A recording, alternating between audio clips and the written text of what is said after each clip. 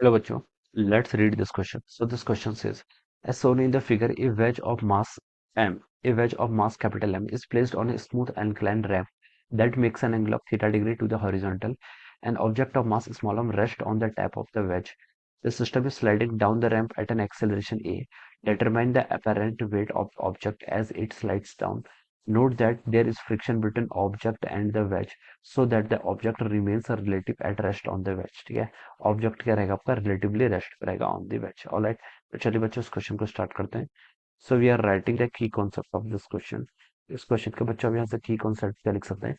आपको देखिए बच्चों यहाँ पर क्या बताना है, आपको यहाँ पर अपेरेंट वेट बताना है। अपेरेंट वेट, अपेरेंट वेट क्या होता है आपका, नॉर्मल होता है, ऑलवेज आपका नॉर्मल होता है। ठीक है, तो देखिए बच्चों इस क्वेश्चन का की कॉन्सेप्ट आपका लिख लीजिए, अपेरेंट वेट लिख लीजिए। क्या लिख लीजिए, apparent weight will be the key concept of this question. ठीक है, ट्रू वेट देखिए तब होता है जब हम यहाँ पर मास इंटू जी कर देते हैं, वो आपका ट्रू वेट होता है। ठीक है, लेकिन यहाँ पर आपका अपेरेंट वेट क्या करना है, आपको कैलकुलेट करके बताना है।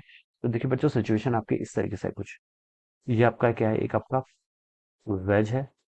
ठीक है, यहाँ पर सॉरी ये आपका एक एनक्लाइन है। ठीक है, एनक्लाइन के ऊपर देखिए आपका एक ऐसा वेज रखा हुआ है, ये आपका इसका मास कितना आपका कैपिटल एम के इक्वल है, कितना आपका कैपिटल एम। ठीक है, इसके ऊपर भी देखिए क्या बोल रखा है उन्होंने, एक स्मॉल ऑब्जेक्ट रखा है जिसका मास कितना आपका स्मॉल एम के इक्वल है, कितना मास है इसका स्मॉल एम के इक्वल। ठीक है, ये आपने ऐसा रखा हुआ है। ठीक है, ये आपका कैपिटल एम है, ठीक है वेज का, और ये आपका स्मॉल एम है, इतना गिवन कर रखा है। और बोल रखा है कि ये एंगल कितना है, थीटा, ये एंगल थीटा के इक्वल दे रखा है। An object of mass small m rests on the tab of the vest। ठीक है, the system is sliding down the ramp at an acceleration A. ठीक है, ये पूरे सिस्टम क्या कर रहा है आपका, ए एक्सेलेरेशन से क्या कर रहा है, डाउन द इंक्लाइन क्या कर रहा है, मूव कर रहा है। Determine the apparent weight of the object. ठीक है, इस स्मॉल एम मास का अपरेंट वेट बताना है as it slides down. Note that there is friction between the object and wedge, wedge और ऑब्जेक्ट के बीच में यहाँ पर इसका फ्रिक्शन फोर्स है, ये आपको यहाँ पर बताना है। ठीक है, between the object and vest so that the object remains relatively भी at rest on the vest. ठीक है, ठीक है, रेस्ट पे तो बच्चों कौन सा फ्रिक्शन लेगा आपका, स्टैटिक फ्रिक्शन लेगा। क्या लेगा आपका, स्टैटिक फ्रिक्शन। ठीक है, और स्टैटिक फ्रिक्शन देखिए किसके इक्वल होगा, स्टैटिक फ्रिक्शन देखिए हम बता सकते हैं ऑब्जेक्ट अगर रेस्ट पर है तो स्टैटिक फ्रिक्शन हम बता सकते हैं, स्टैटिक फ्रिक्शन को कोई फोर्स क्या करेगा आपका, बैलेंस करेगा। तो स्टैटिक फ्रिक्शन उस फोर्स के मैग्नीट्यूड के इक्वल होगा, इतना हम यहाँ से बता सकते हैं। अब बच्चों देखिए इसको अगर मैं सिर्फ इस वाले पोर्शन की एफबीडी अलग से बना लेता हूँ, ठीक है, यहाँ से समझने में इजी रहेगा। ये आपका कोई मास था जिसका कैपिटल एम वेज है। ठीक है, इसके ऊपर आपने क्या रख दिया, आपने स्मॉल एम मास रख दिया। ठीक है, अब बच्चों देखिए मान लीजिए आपका ऑब्जर्वर यहाँ पर है, तो ऑब्जर्वर के रिस्पेक्ट में देखिए ये ऑब्जर्वर क्या एक्सेलरेटेड है, एक्सेलरेटेड है तो क्या आपका नॉन इनर्शियल फ्रेम है, नॉन इनर्शियल फ्रेम है तो इसको अपने ऑब्जर्वेशन करने के लिए क्या कराना पड़ेगा, एक सूडो फोर्स अप्लाई करना पड़ेगा। ठीक है, क्या सूडो फोर्स अप्लाई करना पड़ेगा। सूडो फोर्स के क्रॉसपोंडिंग क्या आएगा, एक आपका एक्सेलरेशन आएगा। ठीक है, और सूडो फोर्स देखिए कितना होगा, देखिए बच्चों ये ए कितना होता है, इस ए की वैल्यू बच्चों हमें पता है कितनी होती है, जो आपका ये एक्सेलरेशन है ये आपका जी साइन थीटा के इक्वल होता है। किसके, देखिए अगर मैं इस पूरे सिस्टम को मान लीजिए ये आपका एक ही सिस्टम है, मान लेते हैं कोई आपका एक सिस्टम है। ठीक है, इसको आपने यहाँ पर क्या रखा है, ऐसे प्लेस कर रखा है। ठीक है, इसका वेट इसका मास मान लीजिए आप एक्स मान लीजिए। ठीक है, तो हम क्या लिखते थे, एक्सिस में से डाउनवर्ड डायरेक्शन में लगेगा। ठीक है, एक कंपोनेंट मान लीजिए ये एंगल थीटा है तो हम बता सकते हैं ये एंगल ऑल्सो थीटा, तो ये तो आपका एक्स जी का कॉस थीटा जाएगा। और इस डायरेक्शन में जो कंपोनेंट आएगा वो कितना आएगा आपका, एक्स जी का साइन थीटा। ठीक है, और इसके कारण एक्सेलरेशन कितना आ गया यहाँ पर आपका जी साइन थीटा। ठीक है, डाउन द इंक्लाइन इस एक्सेलरेशन की वैल्यू में क्या बता सकता हूँ आपकी, जी साइन थीटा के इक्वल होगी। ठीक है, अब ये जो पूरा सिस्टम है ये जी साइन थीटा से क्या कर रहा है, डाउन द इंक्लाइन मूव कर रहा है। अगर आपका ऑब्जर्वर यहाँ पर से कोई कैलकुलेशन कर रहा है तो ऑब्जर्वर भी क्या कर रहा है, सेम एक्सेलरेशन से मूव कर रहा है। तो कैसा फ्रेम हो गया, non universal frame. Non universal frame में हम कैलकुलेशन करते टाइम किस चीज का ध्यान रखते हैं, सूडो फोर्स अप्लाई करेंगे। ठीक है, तो इस पर देखिए आपका स्मॉल एम मास पे क्या आएगा, एक सूडो फोर्स आएगा। किस डायरेक्शन में, जो डायरेक्शन है एक्सेलरेशन की। ठीक है, उसको हम उल्टा करके क्या कर लेते हैं, उस मास में, मास देखिए कितना है इसका एम, इसमें इसका एक्सेलरेशन लगा लेंगे। कितना जगह देखिए आपका, इसको हम लिख सकते हैं एम इंटू आपका एक्सेलरेशन कितना था, जी साइन थीटा, तो आपका एम जी साइन थीटा, इतना क्या लगेगा आपका सूडो फोर्स लगेगा इस स्मॉल एम मास पे। ठीक है, ये आप यहाँ पर से ऐसे बता सकते हैं। ठीक है, अब आपको ये तो आपने क्या कर लिया, कैलकुलेट कर लिया।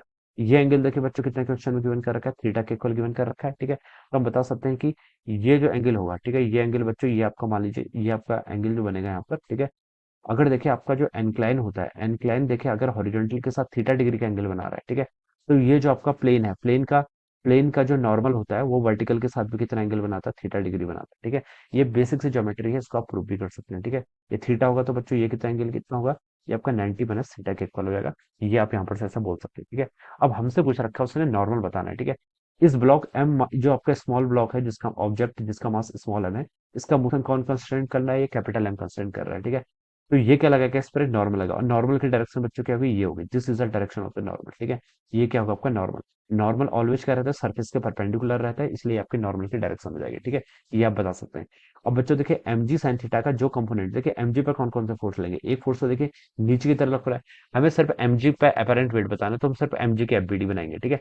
एम जी में एक सबसे पहले वेट लगेगा m g in that vertical downward direction, एक आपका ऐसे नॉर्मल लगेगा, और एक आपका सूडो फोर्स के कारण यहाँ पर एम जी साइन थीटा इस तरीके से आ जाएगा, ठीक है। अब बच्चों अब आप क्या कर लीजिए, यहाँ से आप नॉर्मल फोर्स इजिली कैलकुलेट कर सकते हैं। ये सिस्टम के आपका रेस्ट पर है, ठीक है, इस ऑब्जर्वर की रिस्पेक्ट में कि आपका रेस्ट पर है, ठीक है, तो हम बता सकते हैं इस पर नेट फोर्स क्या लगेंगे, जीरो लगेंगे, ये क्या रहेगा, इक्विलिब्रियम पर रहेगा। तो देखिए ऊपर को जितने वर्टिकल डायरेक्शन में जो फोर्स होंगे वो क्या होंगे, आपके इक्विलिब्रियम होंगे, तो आप इनको इक्विलिब्रेट कर लीजिए। ऊपर कौन सा फोर्स लग रहा है, नॉर्मल, प्लस देखिए आपका एम जी साइन थीटा का कंपोनेंट इस डायरेक्शन में नॉर्मल के अलाउंग क्या आएगा, ये एम जी साइन थीटा है, इसका एक कंपोनेंट देखिए नॉर्मल के अलाउंग आएगा, कितना आएगा, m g sine theta times cos 90 minus theta, ठीक है। इस डायरेक्शन में नॉर्मल के डायरेक्शन में कितना आएगा, कॉस 90 माइनस थीटा। तो मैं इसको लिख लेता हूँ यहाँ से, देखिए m g sine theta cos of 90 minus theta, cos 90 minus theta again कितना होगा, साइन थीटा, तो साइन थीटा से मल्टीप्लाई करके साइन स्क्वायर थीटा हो गया। It should be equal to कितना, एम जी के इक्वल, ये आपका एम जी के इक्वल होना चाहिए। अब आपको यहाँ पर नॉर्मल की वैल्यू बतानी है, नॉर्मली आपका अपेरेंट वेट होता है बेसिकली, तो जो आपका एम जी यहाँ पर minus m g sine square theta, तो एम जी को कॉमन कर लेंगे तो one minus sine square theta, ये टर्म आपकी यहाँ पर से इतनी हो जाएगी। तो बच्चों यहाँ से आपका नॉर्मल आ गया m g one minus sine square theta कितना होता है आपका, cos square theta. So this should be the normal, और यही नॉर्मल क्या कहलाएगा, आपका अपेरेंट वेट कहलाएगा, ठीक है। तो ये बच्चों क्या होगा, इस क्वेश्चन का आपका आंसर हो जाएगा। तो ये बच्चों किससे मिल रहा है, आपका बी ऑप्शन से मैच कर रहा है। So we can say that option B will be the right answer of this question. So I hope you all understood this concept, all the best and thank you so much.